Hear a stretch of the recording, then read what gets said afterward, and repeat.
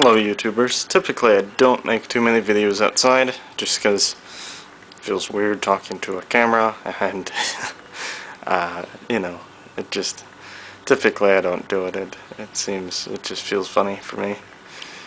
But anyway, I've got quite a few things in today. I want to do a video first on this. We'll take a look at that. And then I'll do another video on that. So, yeah. Anyway, this case, what is in it? It's not my Dynavox. That went off to the museum. But this thing's about 10 times the size of that Dynavox and about 10 times as much weight. Got the cover off the back. That latches just as well. We'll take a look at that in a few minutes. Over the speaker, all Nico. Everything. We'll take a look at that in a minute. I've only got the top one on. I gotta fix this case. It was damaged at some point. And this thing, it's a field recorder. I'll tell you that much. But it weighs 85 pounds. This is what I may use it for. It's field recording mainly. But it will be a master and recorder for the studio. Most of you know I've almost got my mixing console finished for the studio. 8-channel.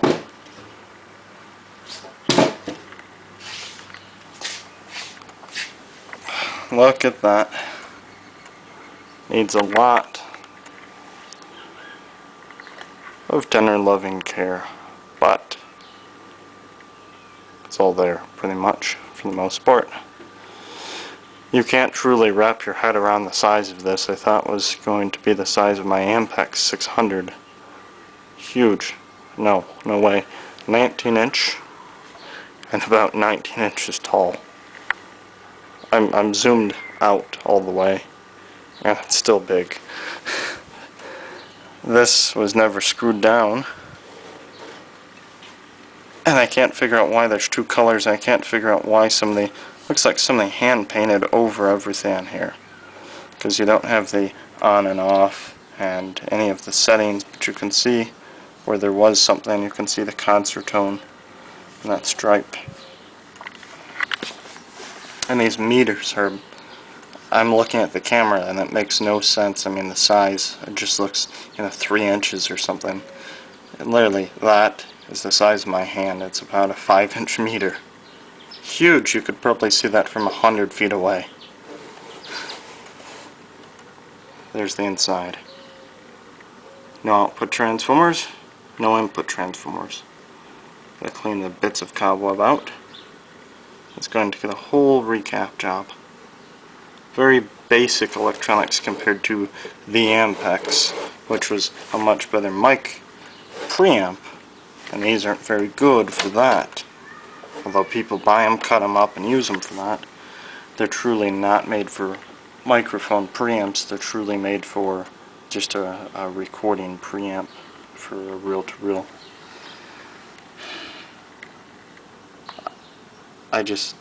This thing's huge. It's got steering wheels for knobs. These, that's my thumb. Huge. Can't wrap my head around the size of this machine. It's just, people, I guess, in the 50s must have been blind. They had VU meters 5 inches wide, and couldn't use their fingers, so they needed steering wheels. This transport is truly intimidating because of the size of it. Look at these, how they're made. They're just, you can tell this is almost handmade, a handmade machine. It's truly, it's great, and what I'm going to do with it is copy the preamps, and I'll be selling these. Not the original, not these ones, but copies of them that look pretty close. They'll be flat fronted. You won't have this little bevel type of thing, and a little bit different knobs, smaller VUs, what I can find, but they'll be about the same and they'll be a little bit better for recording or microphone preamps. Once again, mainly recording preamps is what they'll be, but they'll be interchangeable with these. Probably modify the mic circuit just a bit to make them a bit better.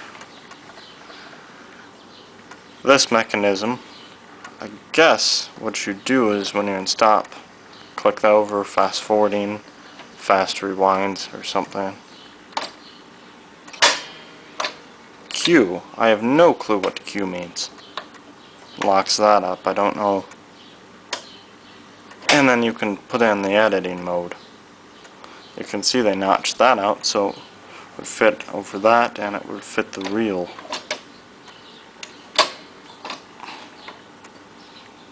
Truly, it's nothing like an Ampex. This, hold on, see if I can get this out. I thought my Ampex when I first got that machine was big, but this is truly 100 times more industrial feeling. Doesn't feel like something somebody made like today, an iPod. It feels really, computerized. It doesn't feel industrial, This machine, it feels industrial with all the little metal work in here and that being ground down and that fitting in. Here's a big pinch roller. If I can get this off, put it up to editing.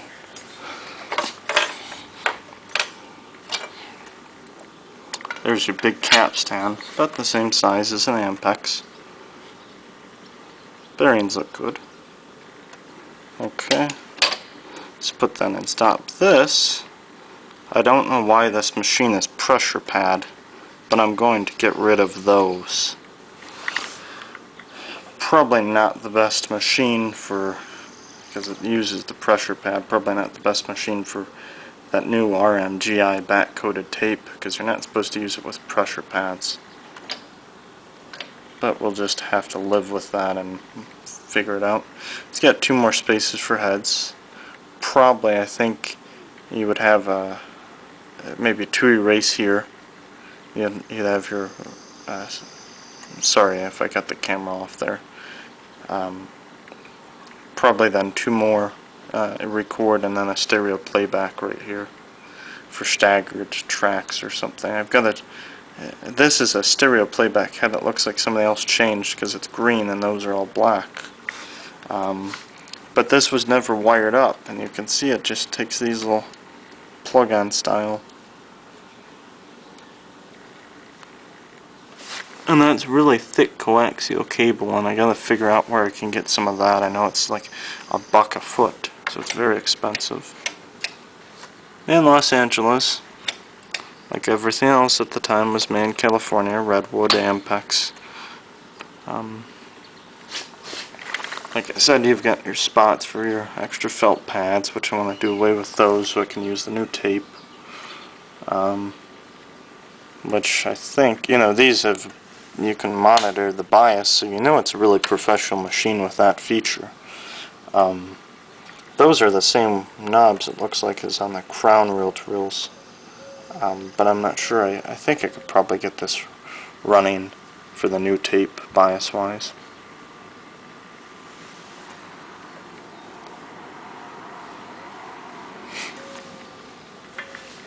Somebody mark that all up. Put the camera down for a second.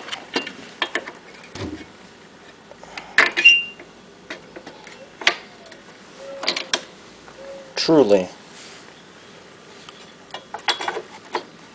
hold on. Truly, go back, script the lines there. Getting fingerprints on it. Truly a metalwork machine. I mean, as you can see, you've got your switch right there. Don't have one this side.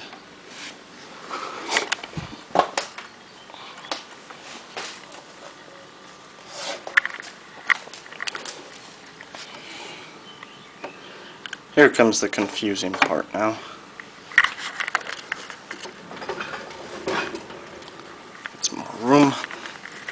bugs are killing me doing this. Looks like they were originally using the bottom preamp, although because the bottom preamp matches the recorder so much more. But as you can see in here, I don't know if you can see that, it says record erase for the record erase head. That one there says playback. It's the only two cables long enough for those amps. But the one down here, record, play, and that one simply marked an X, or yeah, it looks like an X or a 4 or something in a circle. Makes no sense at all. I don't know if monitor amp, let's see if I can find it. I don't know if that, there we go, monitor amp means going to your monitor amp, probably. Microphone input. Let's see if I zoom on here. Microphone input unbalanced, I think. Bridging input. I have no clue what that is for. I think that's if you're driving a mono machine and running several preamps or something. Ouch. Output, as you can see, this one has actually been changed out to XLR. And that's not original. Maybe. No, that's not original at all, even for the microphone. That one doesn't have plugins either.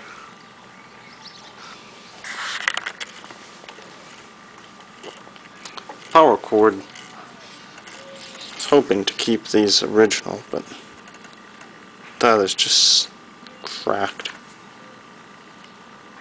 Yeah, poor thing. If somebody would have kept it wrapped up, I think it probably would have been okay. But it's sat for so many years, it's just cracking now. This cord, yeah, that's no good either. Yeah, all of that's all going to have to be replaced. Plus, I'd like to get an outlet in here that allows me to plug everything in instead of having 3 power plugs. That's stupid. So I don't know what they were trying to do unless they're using that bottom one as a mic preamp and using that as a record preamp. Something that doesn't make too much sense. And then you've got this Jones cinch connector, which makes no sense whatsoever, because I've got it plugged in. I mean, they weren't keeping it from touching anything. And it just comes out, here's power to that motor, and it just comes out right here, and it goes to nothing. So I don't know if that was supposed to be.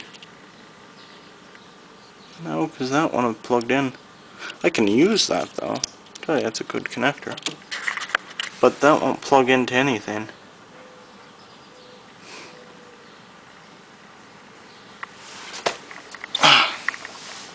As you can see, very little room right there from that. If that would have sagged anymore, it would just be on there. You got your fuse, power and everything go up the side there. Oh, phone rang. Be right back. After a 10-minute phone call, I forgot where I was in the video. Anyway, though, these things are pretty great motors. They're not like an Ampex at all, and I don't know why they put pencil marks on that. That was stupid. A bit of corrosion.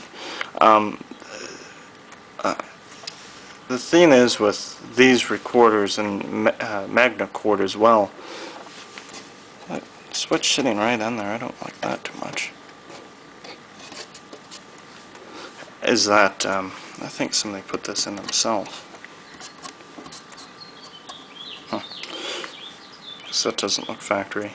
The thing is with these recorders, the same with, that's missing screws, the same with MagnaCord, is that they are, and the same with the crowns as well. Well, the crowns are DC braking, but the MagnaCords and the Berlant Concertones were clutch drive, so they didn't have solenoid braking. So they've got the you know, the clutch, and they've got all the pieces of metal and stuff that shift and that apply braking. Looks like they put a pin out on that, and that says, somebody spelled eraser on it, it says ERS. I think that's more of an insult. And I'm not sure what that is. That's probably a bias for the tubes or something. So all in all, I'm happy. I'm just it's just an interesting recorder.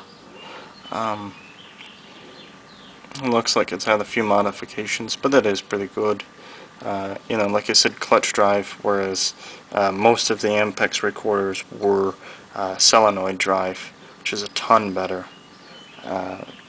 because you don't have all the bits of metal, you know, moving around and keeping them greased and such and so forth. So thanks for watching on this video here, and I'll leave you with a shot here of the front of the machine. Huge. So thanks for watching. Let's take a look at the Ampex now. I forgot to do a video on these, or part of a video. Editing knobs. That locks when it goes. There. And then you can edit with those when you get a big reel in there. It's got 2-speed, probably 7.5, 15 IPS. I would hope. Hope it's not 3 3/4. Yeah, I'll probably end up rack mounting this maybe or something. Maybe I'll just leave in this case for field use. Thanks for watching.